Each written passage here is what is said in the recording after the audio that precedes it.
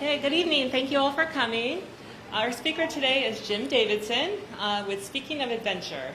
As a climber for 39 years, Jim has ascended high mountains on 6 continents, and all those adventures started right here in Concord. Jim grew up in West Concord before moving to Colorado to become a geologist and a professional speaker. From there, he set out on successful expeditions from Argentina to Tibet and from Bolivia to Nepal. Along the way, Jim and his teammates were commended twice by the U.S. National Park Service for volunteering for successful high-altitude rescues. Jim has shared his adventures on TV with CNN, CBS, National Geographic, and the Discovery Channel. His first adventure memoir, The Ledge, shared his story of barely surviving a deadly climbing accident on Mount Rainier. That book became a New York Times bestseller and was selected as one of the best books of the year by Amazon. Today, Jim will share with us his adventures and lessons from his new book, The Next Everest, which is being published in 5 languages. And we have them for sale back there. So with that, please help me welcome Jim back to Concord. Thank you, Jim.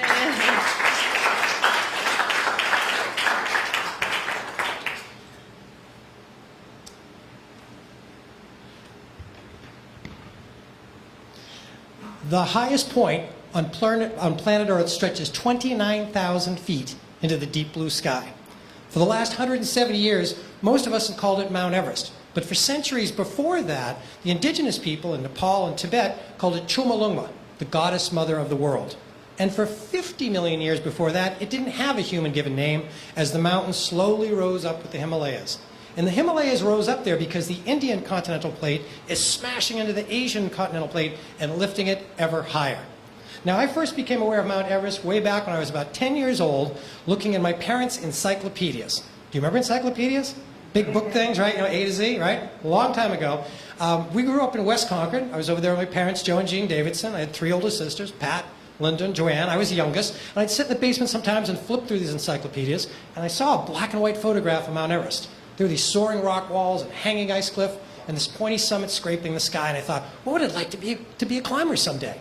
I didn't really think that was likely to happen. First of all, I was growing up in West Concord. You know, I considered, Punkatasset Hill, all a couple hundred feet of it, to be a Mount Everest of sorts to me. I also was not very athletic. I went to school at CCHS, class in 1980, couldn't run the mile, couldn't even get close to running a mile. So it wasn't likely that I was going to become a climber. But I had something going for me. I grew up in Concord, and my dad had an industrial painting business. He ran a business out of our house on Lawsbrook Road, right across from Rideout Playground. And he not only painted houses, but with his brother Bob, they painted electrical towers and church steeples and up on roofs and all this kind of stuff. So I started climbing ladders when I was about 10 or 12 years old. And I used to get a little bit of adventure around my neighborhood with my old friends, some of which are here tonight, running around White's Pond and Warner's Pond and everything. But I dreamed about maybe trying to get to the big mountains, but I didn't even know what that meant. So I thought, well, maybe I'll start doing a little backpacking, and I did. But really what got me kind of set up to succeed as a mountaineer was the kind of work I did with my dad. This is my dad climbing the towers at Cannon Mountain in New Hampshire back in the 1960s. But like I said, he got these unusual jobs of doing high voltage towers and churches and things like that. So to give you a sense of some of the things I learned working for my dad and my uncle at a young age, I want to read you a little bit from The Next Everest, talking about this job right here in Concord Center. This is in 1977. A warm breeze skips red oak leaves across the church lawn. Above our heads, the white tower of St. Bernard's Church stretches high into the New England sky. To paint the upper belfry, Dad has found the biggest ladder in Massachusetts, a 72-footer borrowed from his steeplejack friend who specializes in high church work. The aluminum ladder is a gigantic 3-piece extension version that I've never seen before. So I'm going to skip ahead a little bit, and I find myself up 60 feet on this ladder while my dad and uncle try and stabilize it on the slippery sidewalk right in front of the church. I peer down to my right and get a bird's eye view of my hometown. Station wagons and heavy sedans cutting through Concord Center cruise around Monument Square. Mom works 2 doors over at Century Insurance, across from Concord's Colonial Inn. At the Old Hill Burying Ground next to the church, tilted slate gravestones carved half a century before the Revolutionary War line up like crooked stones. I climb until I'm even with the golden crown of a nearby maple tree. As the wind whirls around me, a dozen yellow leaves fly past like panic warblers. My steps get clunky. Then an upward gust rising from below shakes the ladder hard and jostles me. I clutch a single rung with both hands and stop 5 feet below the unpainted board. The world becomes the open space around me and the long drop to the granite slab. The ladder almost disappears, and my senses scream that I might fall. On a rising pitch, I yell into midair, "This is creepy!" From the other end of the ladder, Dad's yell resonates over my shoulder. "Focus on the climb, not the drop." And those kind of things that I did with my dad and uncle back then taught me to be used to high altitude, getting off the ground, but more importantly to work with a small team to do a tough task and get it done no matter the weather, no matter the wind, no matter how scary it may be. So those are the kind of things I did. Here's a close-up of those stone slabs I was worried about falling 60 feet to at the steps of St. Bernard's Church, as it was called then. Well, I slowly kind of combined this sense of working up high and my love of the wilderness, so I started backpacking in Maine, New Hampshire, did some walking on the Appalachian Trail, and eventually went up to Mount Washington and started climbing on Mount Washington in the winter, and then started doing some rock climbing and ice climbing here in Massachusetts with some other friends that are here tonight as well. And I started slowly expanding my horizon a little bit, and I realized that if I wanted to climb the bigger peaks, I was going to have to go move out west. So in 1986, a few years after I graduated from Concord Carlisle High School and from UMass Amherst, I went out to Colorado. My wife-to-be at that point, we moved out. We've been out there ever since. So we sure miss Concord, but it's great to be in the mountains because we have so many mountains that are 10,000 feet tall, 12,000, 14,000. And I started climbing these peaks in Washington and Oregon, Montana, Wyoming, and Colorado, doing these kind of rock ridges or alpine climbs and climbing frozen waterfalls in the wintertime. And I did this kind of alpine climbing around the United States for about 16 years. Most of those climbs went fine, and we'd get home as scheduled and get some great summit shots and things like that. But in the mountains, things don't always go smooth. And I went to climb Mount Rainier twice, once in 1983, we got stormed off, and I went back in 1992 with a good friend of mine, and we tried a difficult route called the Liberty Ridge. Now, it's a very steep route, steep rock, steep ice. It takes about 3 or 4 days to climb the mountain, and we climbed it successfully, but when we came down, that's when tragedy struck. Because on the way down, as we were crossing the glacier, my partner and I were roped together, and the glacier has cracks in it, tension cracks they call crevasses. And those crevasses are sometimes obvious and open, and you can walk around them. But sometimes they're hidden.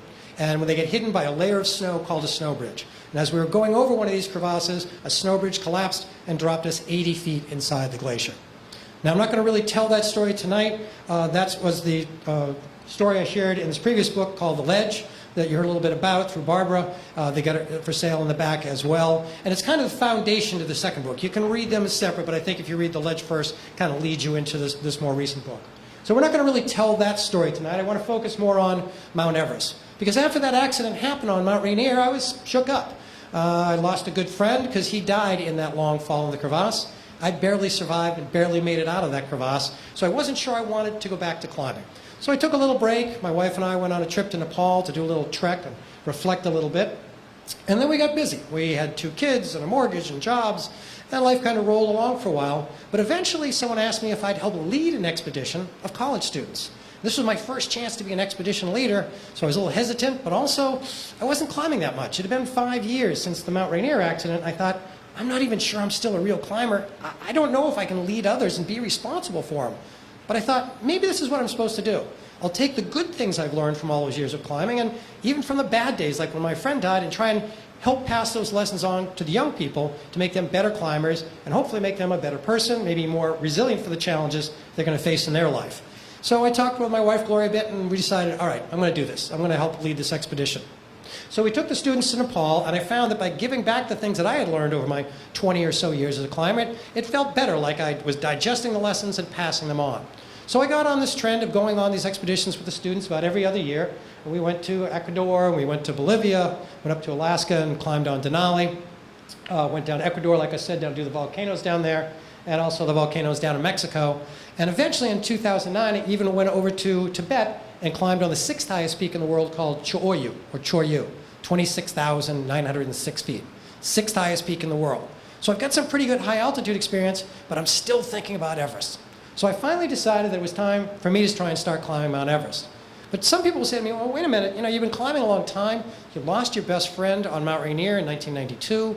You've got a wife, you've got kids, you've got a career. Why would you keep climbing when things can get tough? I mean, you know how tough these things can be because I was involved in that accident at Rainier, and I've been on rescue a number of times helping others. So I want to read you a short section from the next Everest to talk about why people climb. So right here. Most mountaineers I know, especially those who stick with it for many years, are moved by passion and the desire for continual self-improvement. My climbing partners and I share a mutual commitment to keep one another safe and to help one another achieve our dreams. That camaraderie is powerful. In Himalayan tea houses and noisy mountain taverns, I've had deep conversations with fellow climbers about what drives us. We often speak reverently about peacefulness, spirituality, and connection with the earth. Long alpine days bring satisfying exhaustion to my body and quietness to my mind. Mountaineering is a form of moving meditation. While some people seek their passion through music or marathons, for me, it's mountains. Climbing not only allows me to nurture these meaningful aspects of life, but it also lets me experience personal growth while traveling through some of the most magnificent wild places on the planet. The high mountains exemplify immensity, intensity, and inspiration. In essence, I climb to seek awe. And I think that's where the real magic is. Whatever it is that gives you awe, music, meditation, or mountains, by going after it, you basically pick big challenges that should make you a little bit nervous. Because that challenge should be so big, you realize you're going to have to do more, you're going to have to become more to try and raise yourself up to that challenge. And that's how you refine yourself into a better version of you.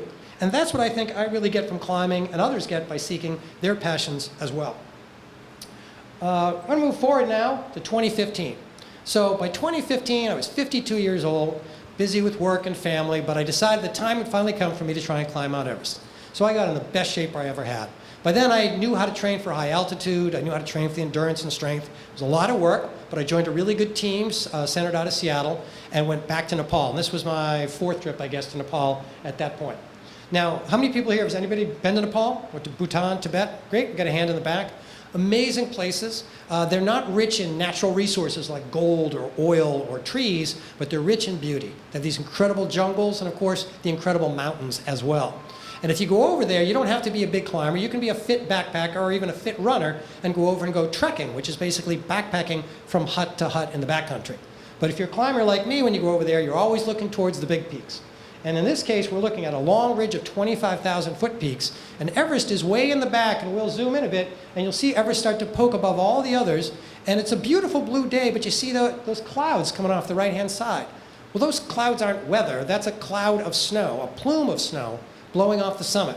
Because Everest at 29,000 feet is so high, it sticks into the jet stream. And most of the year, the wind blows across it at 50 miles an hour, 100 miles an hour, 150 miles an hour. And it does that almost the entire year, except for about 2 weeks in May. Somewhere around May 5th or May 10th, storms form over the Bay of Bengal up the coast of India, monsoons. And they're so powerful enough that they come across the flat plains of India, across the Terai plains of Nepal, and bump into the Himalayas. And they're strong enough to push the jet stream winds off of Everest. And that's when we want to be ready. We want to be ready with our camps, with our bodies acclimatized to the altitude, our teamwork dialed in, our equipment dialed in. And so in order to be ready for that window that opens up in early May, we actually go to the mountain in late March. We go to the mountain 7 weeks before we're going to make our summit attempt, because we have to go over there and get our bodies used to the thin air.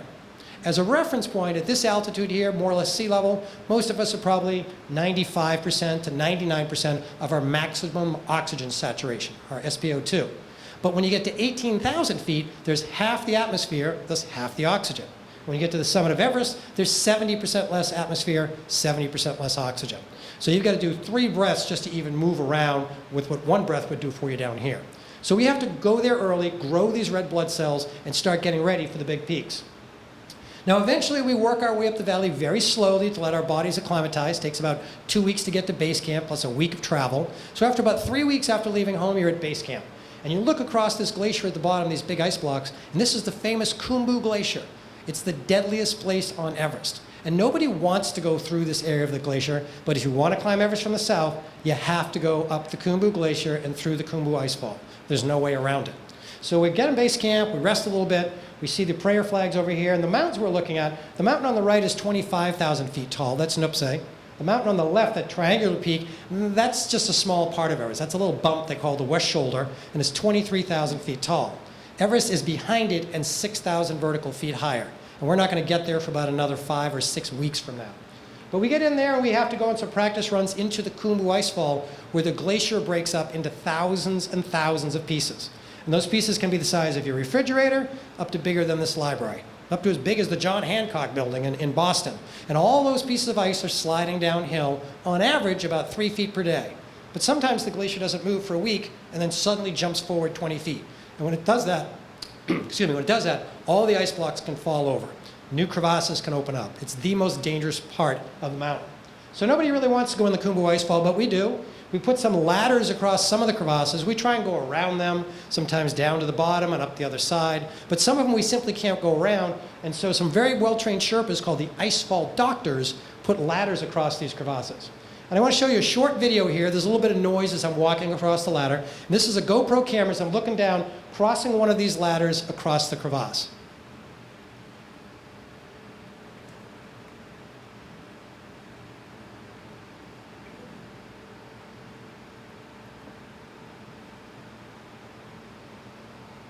I'm not sure what happened to our sound.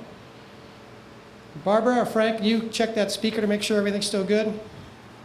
Should be. You didn't miss too much there. Sorry to the folks at home too. It's just a little crunching sound as we're going across the ladder. But you're looking down between those rungs. There's our AV person. If she can check on the sound system, see why that didn't work in the last one, we'd appreciate that. But I will keep rolling forward. So we walk across those ladders, and that's how we go from base camp up to Camp 1, is to go through that Kumbu Icefall. And when I moved up there from base camp at 17,000 feet up to Camp 1 at about 19,700, I was climbing with PK Sherpa. He's a Nepali Sherpa guide, very well skilled. He's a young man. He's about 25 in this picture. I'm about 54, so he's half my age. Can do a better job of moving through the mountains I can. But we got along pretty well. I speak a little Nepali, and he speaks a little English.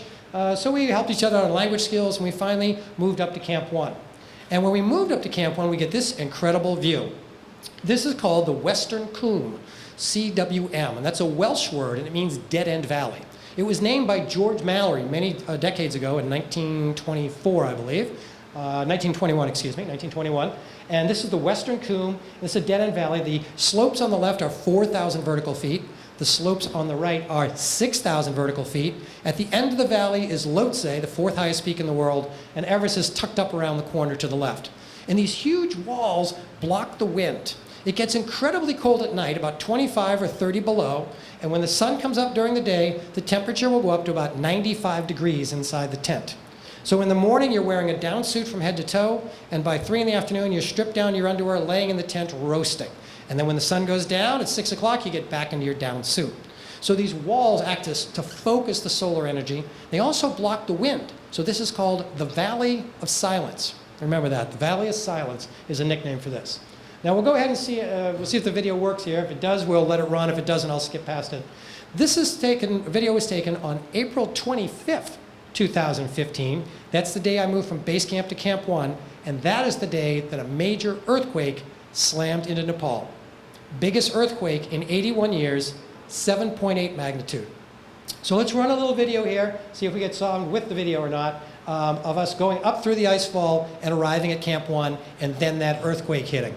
Going to Everest is something that I've read about for 40 years, daydreamed about it for 30 years.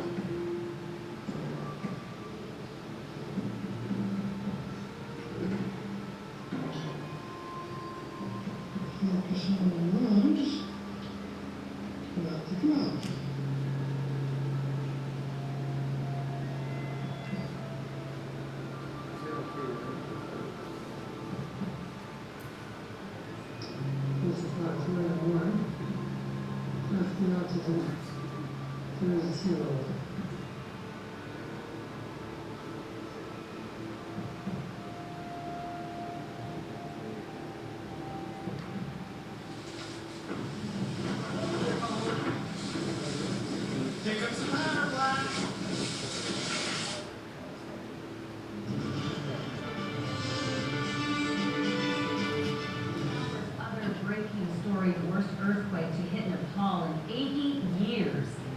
Dozens of climbers are waiting for rescue at Mount Everest Base Camp after a deadly avalanche.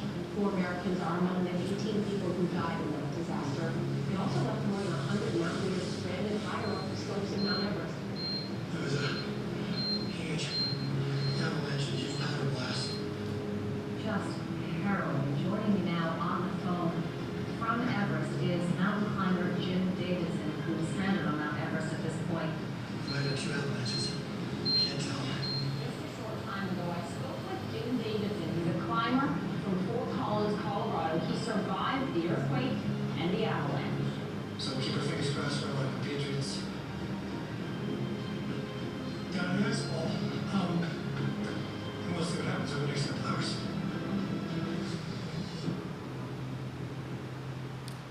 So what that was a montage of April 25th, 2015.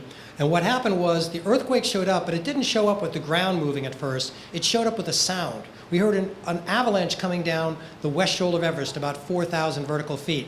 And we sat up and listened, and frankly, it didn't upset us too much, because you hear those kind of avalanches on Everest every day.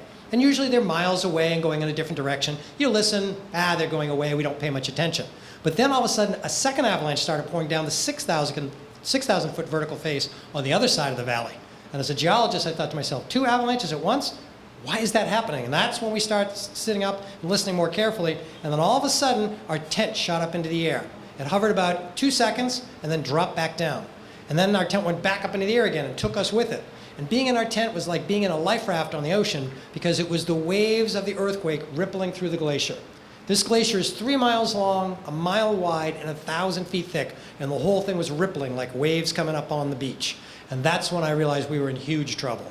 We tried to run out of the tent because we didn't want to be inside the tent when the avalanches arrived, because the tent will act like a sail or a sea anchor and drag us under the avalanche. By running outside, maybe we can swim on top of the avalanche debris. It sounds crazy, but that does work, because it's swirling air and powder is kind of like a liquid, and it flows. So we might be able to swim on top of it. So we ran outside. I was hoping to see where the avalanches were, because sometimes they're just going in the other direction, but it was all cloudy. It's usually cloudy in the afternoon time, so we can't see them. But we can hear them, and we can feel the ground twitching beneath our feet for over 90 seconds at 7.8 magnitude earthquake.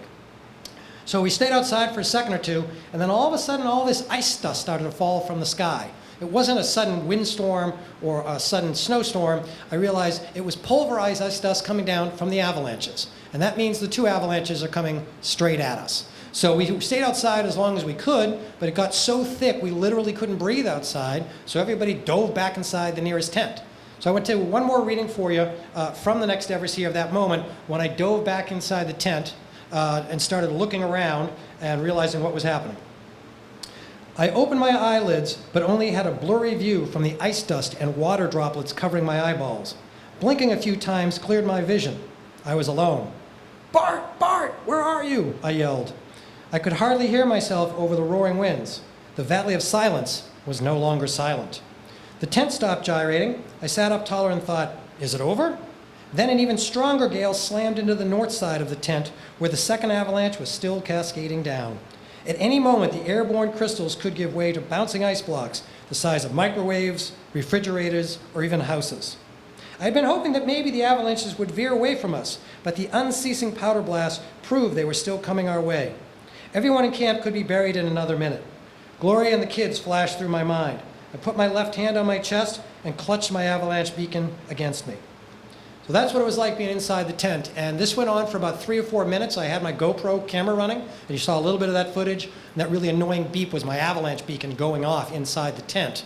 And after about 5 minutes, the shaking stopped, the wind stopped, the falling ice dust stopped, and we stuck our heads outside the tent and we realized we had made it through.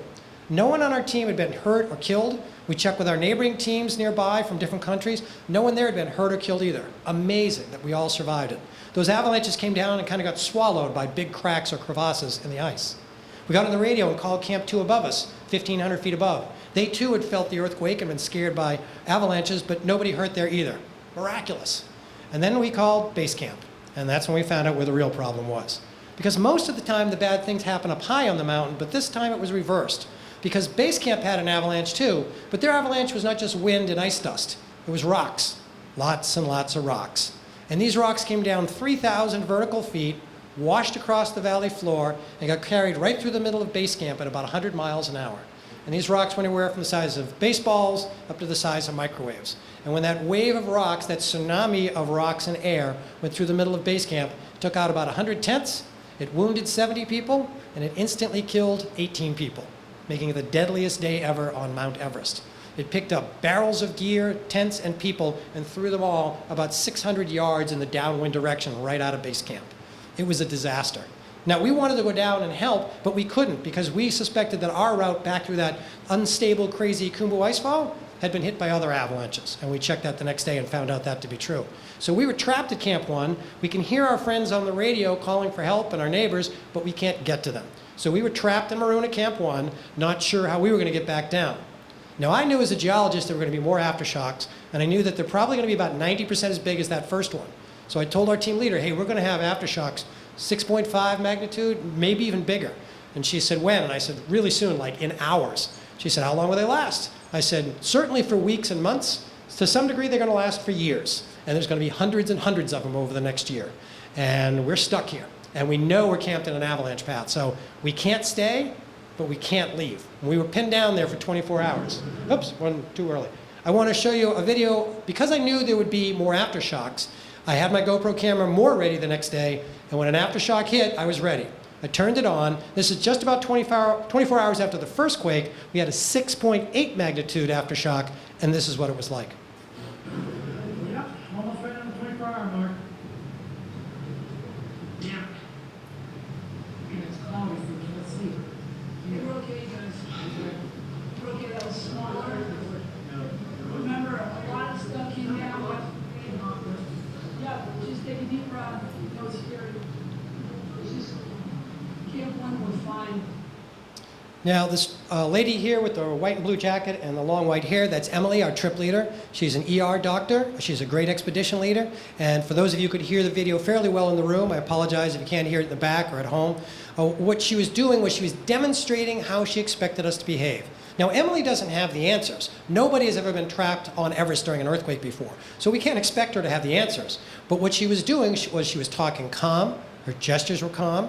Her words were calm. She was reminding us that yesterday's earthquake was bigger, and if we didn't get buried yesterday, we probably won't get buried today. So we have some things in our favor. She's being realistic, but optimistic at the same time.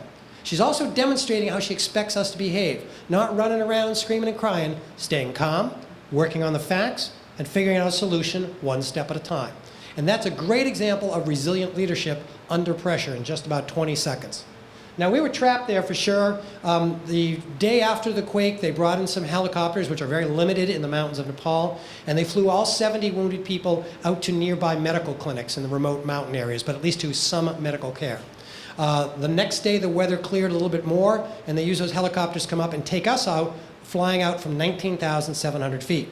Now, these are supercharged helicopters. They can normally carry 5 or 6 people, but at that altitude, the air is less than half the thickness at sea level, so it can only carry 3 people, a pilot and 2 climbers or 2 Sherpas at a time. So we worked out a very systematic way, taking turns from one team to another, and over the course of a long day, these helicopter pilots flew over 90 flights between base camp and Camp 1, just a 2-minute flight, and when we jumped in the helicopter for my turn, there was no seats, there was no seat belts. They'd been taken out to save weight. They don't even fill the tanks of the helicopter with gas. They only put in about 4 gallons of fuel, just enough to get to Camp 1 and back. That's it. Don't lift any more weight than you have to. So we got all the people out and had to leave equipment behind for now. People first, things later. But eventually we got everyone out of Camp 1 and 2 and down to base camp. But as soon as we got to base camp, I realized we had gotten out of one bad situation into another. This is a picture in base camp, and you see a lot of gear strewn on the ground. That's not because the climbers are messy. Most of the climbers I know are very careful about leave no trace and pack it in and pack your trash out. But this is the debris that was spread everywhere by the wind as that avalanche arrived. And it took all that gear and it threw it out there. And way in the distance on the right, you can see some people walking around, and they're doing a search pattern looking for other missing people in base camp and to see if there are any more wounded as well. Underneath this rock, there's a little black cross, and I'll zoom in on it. That's where one of the 4 Americans who got killed in this earthquake, their body was found, and so that's a marker where they were found. I got involved for a short period of time of packaging those bodies up and putting them on helicopters to fly home. We stuck around base camp for a little while to help clean up a little bit. But also, I was a geologist. I've been a geologist for 20 years. Got my geology degree at UMass Amherst as well as Colorado State. And I realized I may be one of the only geologists here. So I walked around base camp for a while to try and figure out, how the heck did this rock slide happen? How did it come so far away from the mountains into base camp? And the picture you see is what's called the front piece in the book. It's pretty rare to have a front piece picture at all, let alone a color one and labeled like this. And this explains where the avalanche started and how it ran. So there's a lot of code letters here. I don't want you to worry too much about all these things in the key here on the left, but I want you to look at this blue stripe that starts in the upper left, coming off 2 peaks called Pumori and Lingtrin, 21 and 23,000 footers. And this long blue stripe with the white arrows, that's where the avalanche came down. It came down 3,000 vertical feet, and it had so much momentum that it went 1.25 miles sideways across the valley and blasted through base camp. I can't prove it, but I think what happened was there was such thick debris that it was a bed of air underneath, and that acted to lubricate the slide and throw it forward even more. It came down over lumpy terrain, shot through a narrow little notch on a big pile of debris we call a moraine, and it just launched like liquid coming off a pouring spout right into base camp and hit all those tents and people. So it was a perfect bad combination of geology, topography, timing, and just where the ice cliff collapsed to start the rockfall coming towards base camp. So I explain more of that in the book and explain from a geologist's perspective what I saw on the ground. This is on the ground looking up at this sort of snowy rock notch. Let me point it out here. Right in this area right here is where the avalanche came shooting over the notch and came into base camp. So that's where the avalanche came through. As we were descending, we realized that nobody on our team had been hurt at all, and we still had muscle and food and fuel, and we realized we're not going to climb the mountain now. That's not important at all, but let's try and help out. So we stopped in a village where many of our Sherpas were from, and they had been helping us climb the mountain for almost a month and a half. Now they need our help. So we started disassembling their houses and stacking the materials here in the foreground and saving those incredibly important wooden beams. That's me up there on the left, applying my old construction skills in the gray shirt. We were disassembling the wall and saving those beams especially, because those beams are just tree trunks, and they are carried in 50 miles on the backs of yaks or humans. They carry them 50 miles. That's how they get their main beams for their house. So we saved those materials, we passed the hat, threw in all our extra cash, and eventually we started working our way back down the valley, and we were sort of trapped in the earthquake zone for about 2 weeks' time. Let's see, why isn't that doing that? Let's see, just here, wait 1 second. That's interesting. Why don't you come around here and sit here?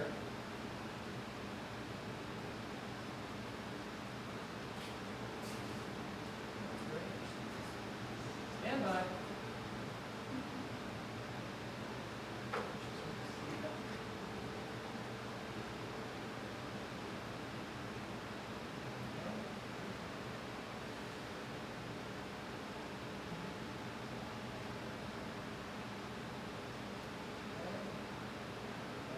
Okay. Thanks for waiting. We're back in business.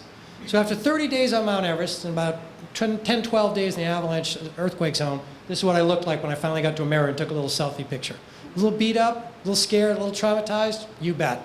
And in fact, when you go through a tough situation like this, it's natural to have a reaction, post-traumatic stress disorder. We hear that among our first responders and our medical people after this COVID incident, our soldiers, all those kind of things. Traumatic things can happen to people.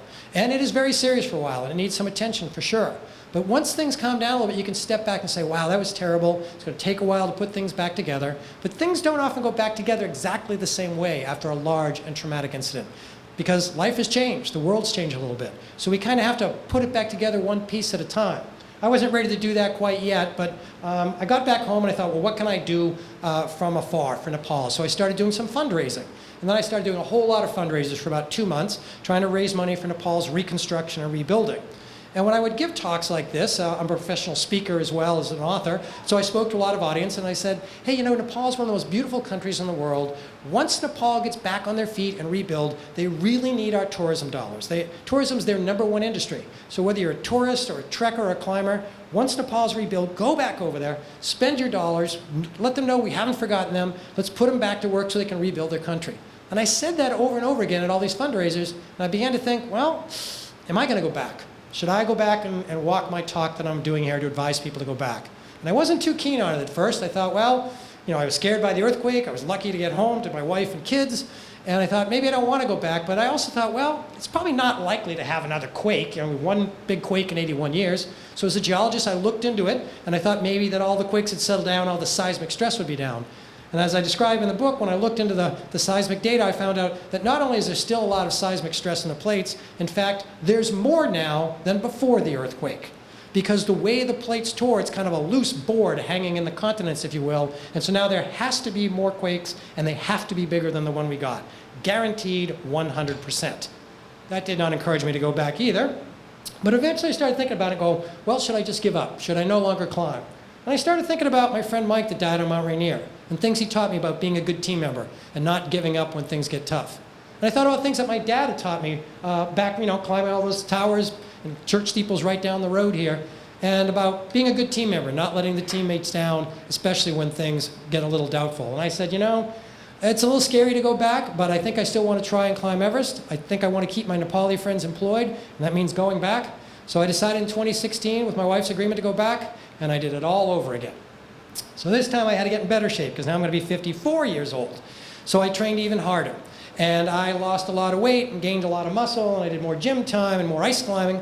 And over the course of those 2 one-year training periods, one for the 2015 attempt and 1 year for the 2017 attempt, I kept a training log, because I'm kind of a detail guy.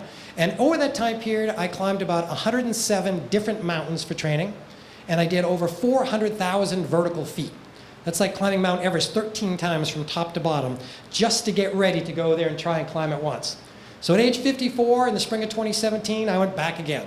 And we went back up and climbed practice peaks of 16,000 feet, 18,000 feet, 20,000 feet. There's Everest in the back with that plume of snow again waiting for us, still 6 weeks ahead. We went back to base camp. It sure was scary being in base camp, thinking about those earthquakes and avalanches. Made me nervous, made other people that had been on the mountain in 2015 nervous as well. But we went back up in the ice fall, and we had to cross some of these ladders again over the crevasses. This is me going from Camp 1 to Camp 2 at about 20,000 feet.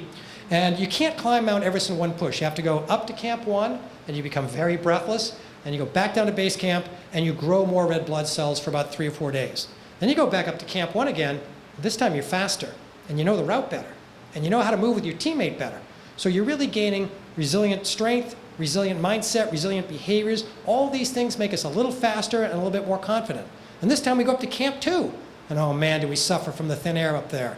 We spend 2 or 3 nights there. We go back to base camp and grow more red blood cells. And then go back up and do it again.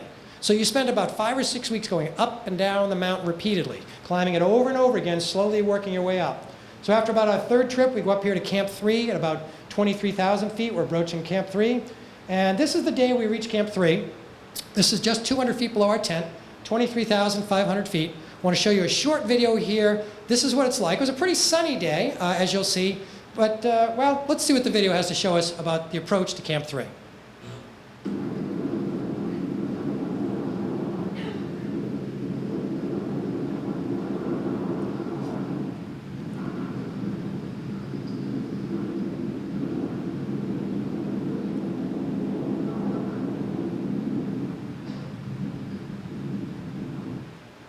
So the temperature's about minus 20, the wind's gusting about 40 or 45 or so, so the wind chill will be minus 45, somewhere in there. And if I remember correctly, in Concord, that's what we called a chilly day in the winter. So I think it was good training for getting to a place like this. So we get to Camp 3, and I felt terrible. Up there, you can hardly eat, you can hardly drink. Some people cannot sleep at all. They spend the entire night sitting up because their lungs start to fill with water, pulmonary edema, liquid pooling in their lungs. It's the worst night of your life. Some veterans told me it's like being hungover with the flu and food poisoning and insomnia all at once. Just sit up and keep looking at your watch, counting the minutes. But if you can make it through one night at Camp 3 without oxygen, you're fully acclimatized. You are ready to climb Everest. There's nothing else to stop you now. So we go all the way back down to base camp, and we're resting up, and we want to get recovered a little bit to gain our strength back, but not wait too long and lose that precious acclimatization that we've been earning over the last 6 or 7 weeks at this point. And we're waiting for good weather because we're not only going back up through camps 1 and 2 and 3, we're going to go up to Camp 4 at 26,000 feet, and above 26,000 feet, it's the death zone. And we don't call it the death zone because if we go up there, somebody might die. We call it the death zone because when we go up there, everybody will die if we don't get out soon. Period. Everybody. Now, if you're well acclimatized but have some sort of illness or something in your body that won't allow you to fully adapt, you'll be dead in 1 or 2 days. If you have bottled oxygen and you're doing pretty well, you can last 2 or 3 days. And if you're superhuman, way fitter than almost anybody else that can make it to 26,000, you might last 4 or 5 days. But that's it. I could give you all the oxygen bottles and blankets and food in the world, and you will not last more than 2, 3, 4, 5 days, depending on your genes. So what that means is we have to climb as fast as we can and get back down. So when we get above the death zone, we really don't sleep anymore. I say above 26,000 feet, do not sit down, because if you sit down, you might not get back up again. We have to keep moving. So there's only 2 conditions. You're going up or you're going down. That's it.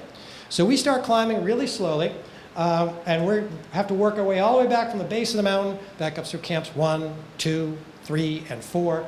We do most of our climbing at night so that the ice and snow is mostly frozen, so it's less likely to fall on us or collapse out from underneath our feet as well. We left base camp somewhere around May 17th. We climb up for 5 days, and on May 22nd at about 4:19 in the morning, local time, me and PK Sherpa, the same Sherpa that I climbed with before, hit the summit of Everest at 29,029 feet. Yay, thank you. Thanks. So this is the view looking down from 29,000 feet. That triangular face down there, that's Lhotse, the 4th highest peak in the world. Its summit is about 28,300 feet or so. Off to the left is Makalu, one of the other, I think the 8th highest peak in the world as well. It takes us 5 days up, 2 days down, and we're scared the whole way down because that last summit push really is exhausting. Nobody knows how much calories you burn, but we think we burn around 10,000 to 12,000 calories on the summit push. And I probably took in somewhere between 500 and 800 calories in that time period. You just can't eat. And I was awake for 36 hours or something like that in that time period. You just keep moving.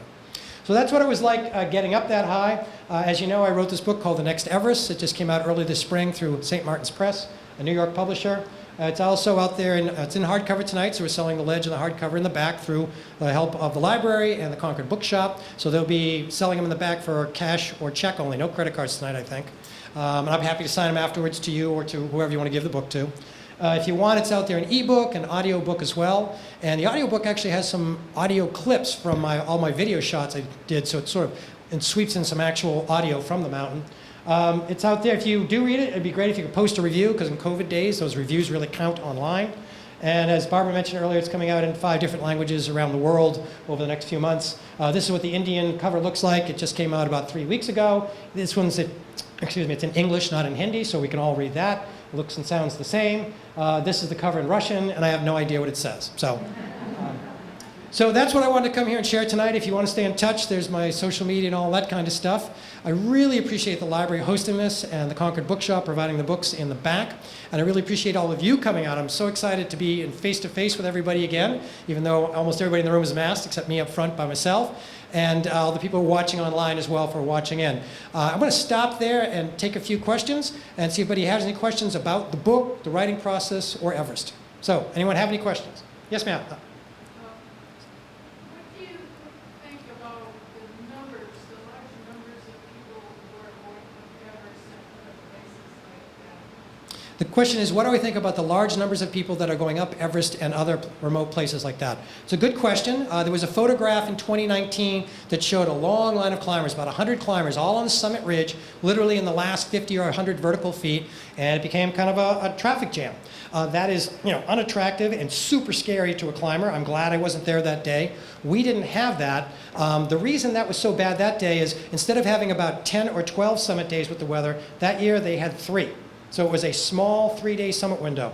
So it would be like, think about your favorite beach on Cape Cod. Imagine if they only opened it for one 3-day weekend, 4th of July every year.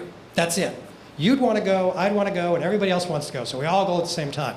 Nobody wants the crowding, but that's what happens. I think the solution may not be so much quotas about setting an arbitrary number, but instead require climbers to climb some other 8,000 meter peak, 26,000 feet or higher, first. And that'll make people more experienced, thin out the crowds, and have a better quality of climbers on Everest.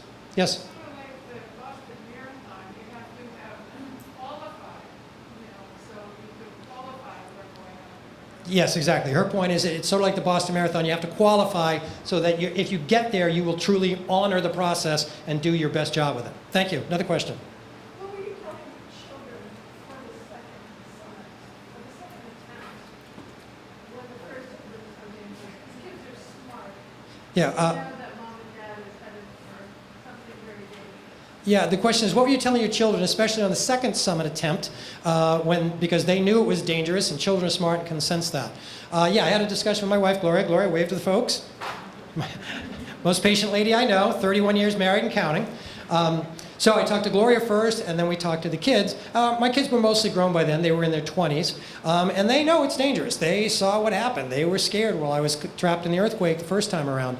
But they also know how important this is to me. I don't do a lot of other things that other people may do with boats or hunting or whatever, but this is where I apply my passion. And my daughter, who's the older one, said it well. She said, I was worried about you going back, but I knew that for the whole of your life, it'd be better if you went back, even if something bad happened, than if you lived to be 80 and didn't go back. So I think she sensed that it's a deep passion for me. It is risky for the family, but it's just part of who I am. You take the good with the bad in your life partners. Another question, someone? Yes? So base camp didn't have a lot of trash or anything. I read an article that was a problem on that. People were leaving a lot of trash. Yeah. But they're not. The question is a great one. It says, I've read that there's a lot of trash in base camp and seen some photos maybe. Is base camp trashed out or not? Yes, I've seen some of those same photos. And it usually comes with a dramatic headline. Everest is a mountain of trash. Everest covered in trash. Yeah, it is horrifying when you hear and see those headlines. Well, I'm an environmental geologist. I worked on cleaning up oil spills and landfills and things like that for about 20 years. And I went there on this was actually my 5th trip back to Nepal, and I thought things were cleaner than they were before. There are now about 100 trash bins and 20 recycling bins. So the solid waste is being handled better. Not great, but better than it was 20, 25 years ago.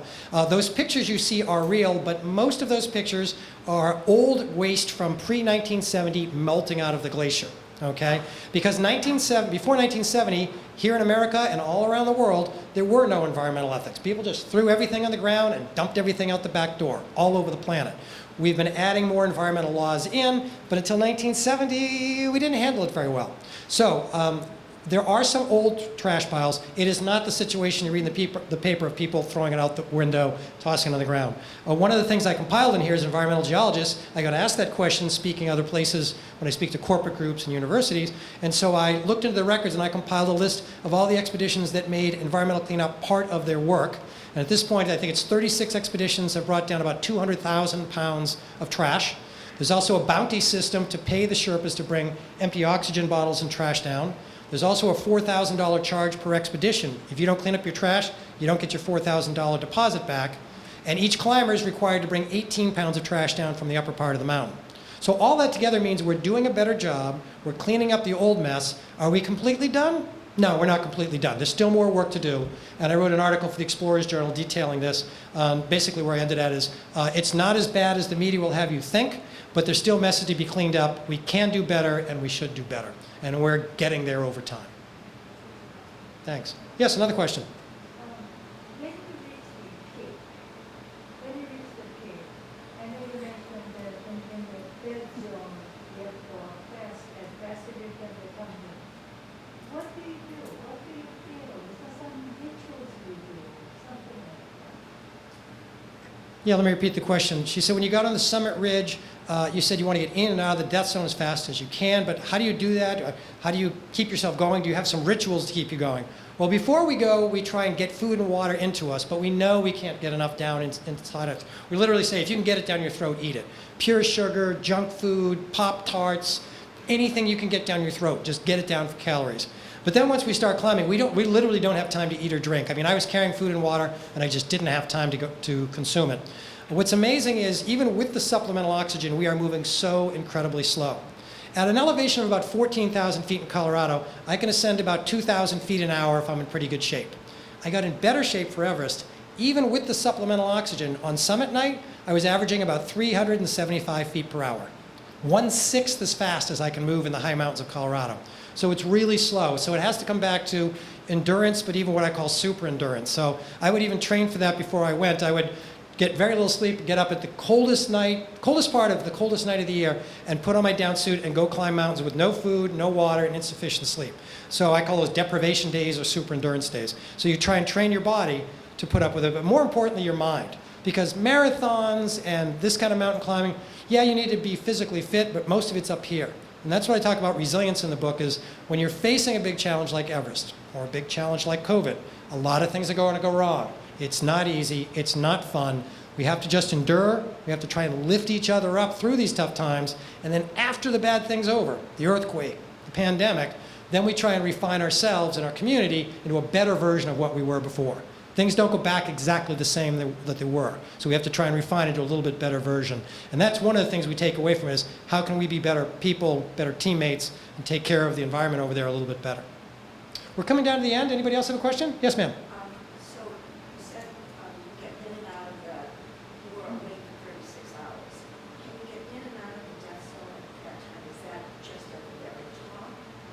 did you have to sleep standing up? The question is, you said you need to get in and out of the death zone about 36 hours. Is that enough time?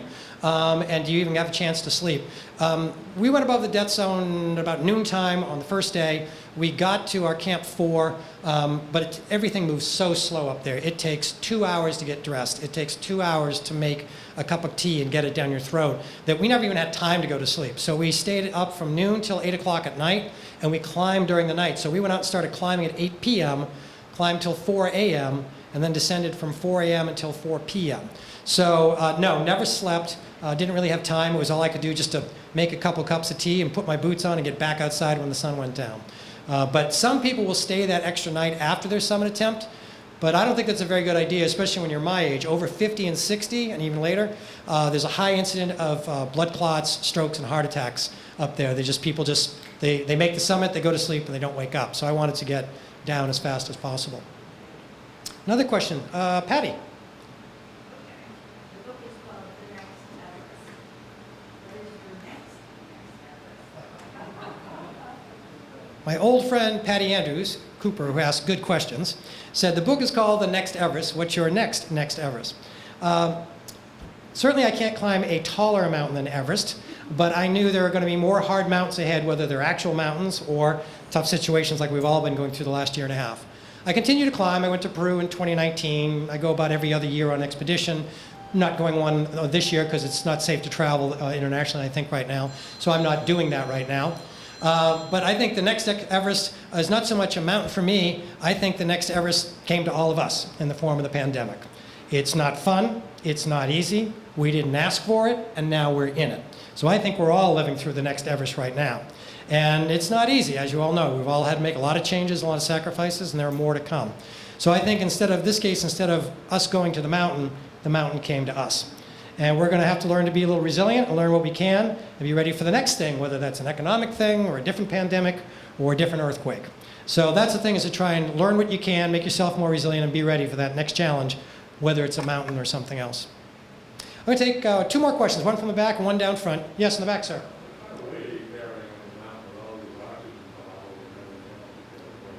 What kind of weight are you carrying, including all these oxygen bottles and everything? We have food and fuel for 60 days that would probably add up to 500 pounds per person, including ropes, tents, and oxygen bottles. So nobody can climb Everest alone, nobody. We have yaks and yak herders that bring the stuff to base camp. We rely heavily upon the help of the Sherpa people there, who can climb faster than me at altitude because they're well adjusted. And we carry many loads up and down the mountain, so we're carrying small amounts of gear. That's the other thing, is we're making a pyramid of equipment and tents and camps. Most of the time, we rarely exceed 35 pounds, which is not very much weight. But at high altitude, 35 pounds feels like about 80 or 90. So when I was training in Colorado, I would carry up to 80 or 90 pounds to get ready to carry 30 or 35 pounds at altitude. So we can't carry much weight at all. Like almost nobody can carry a 50 or 60 pound pack at high altitude. So that's how we do it, is a little bit at a time. One more question down the front. I'm going to turn it back, and thank you all for coming here after that. I'll be happy to, Barbara will sell you some books, and happy to sign them. So let's take this one last question, please. My pediatrician went to Nepal, and she came back because the situation for the people there is so. Yeah, she commented that her pediatrician went to Nepal and she came back weeping because the situation is so tough for the people there. Yes, Nepal is a poor country. They were in a tough spot before the earthquake, before the pandemic took away their tourism industry, which is their #1 industry. It is tough for people over there, and that's why we're all going to try and improve ourselves and our community, then reach a little bit broader to help out those countries that are going to need our help after this pandemic, both our business and our support. There are tough people over there, but they are some of the most happy and resilient people I've ever seen. They bounce back through incredible things. And I talked about that a little bit in the book, how they inspired me to bounce back, because if they can get through that stuff with the limited resources they have, maybe we can get through our challenges here. It's been great to be back in my hometown of Concord. I thank all of you for coming out. Take care.